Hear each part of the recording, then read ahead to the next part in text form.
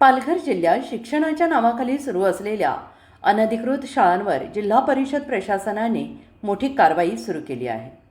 सन 2026-27 शैक्षणिक वर्षासाठी तब्बल 77 अनधिकृत शाळांची यादी जाहीर करण्यात आली असून या शाळांमध्ये विद्यार्थ्यांना प्रवेश न घेण्याचे आवाहन पालकांना करण्यात आलं आहे.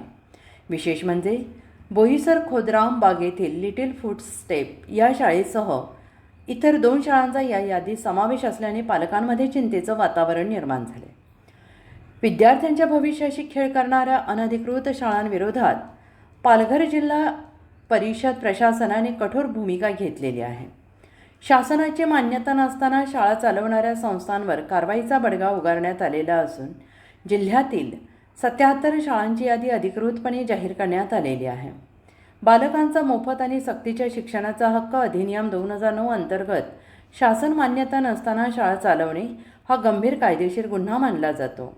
अशा शाळांवर 1 लाख रुपयांपर्यंत दंडाची तरतूद असून नियमांचे उल्लंघन सुरू ठेवल्यास दररोज 10,000 रुपयांचा अतिरिक्त दंड आकारला जाऊ शकतो. जाहीर करण्यात आलेल्या यादीनुसार वसई तालुक्यात सर्वाधिक 60 अनधिकृत शाळा आढळून आल्या आहेत. पालघर तालुक्यात 15, डहाणू आणि विक्रमगड तालुक्यात प्रत्येकी 1 शाळा अनधिकृत असल्याचं समोर आले. विशेष बाब म्हणजे बोईसर परिसरातील लिटिल फुटस्टेप, शिवाजीनगर बोईसर येथील ज्ञानसागर विद्यामंदिर आणि गुरुकुल इंग्लिश स्कूल या शाळांचा अनधिकृत शाळांच्या यादीत समावेश आहे. त्यामुळे या शाळेत शिक्षण घेणाऱ्या विद्यार्थ्यांचे भवितव्याबाबत पालकांसमोर मोठे आव्हान उभं राहिलेलं आहे. शिक्षणाच्या नावाखाली सुरू असलेला हा बेकायदेशीर प्रकार आता प्रशासनाच्या रडारवर आला असून विद्यार्थ्यांच्या भविष्याशी खेळ करणाऱ्यांवर दंडासह फौजदारी कारवाई अटळ असल्याचा स्पष्ट इशारा जिल्हा परिषद प्रशासनाने दिला आहे.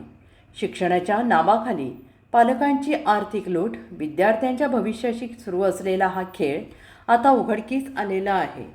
अशा संस्थांविरोधात कठोर कारवाईची मागणी नागरिकांकडून होते आहे. दरम्यान पालकांनी कोणत्याही शाळेत प्रवेश घेण्यापूर्वी तिची शासन मान्यता तपासावी असे आवाहन शिक्षण विभागाने केले आहे. अनधिकृत शाळांवर सुरू झालेली ही कारवाई पुढे किती व्यापक होते आणि विद्यार्थ्यांच्या हितासाठी आणखीन कोणती पावले उचलली जातात याकडे संपूर्ण जिल्ह्याचं लक्ष लागून राहिलं आहे.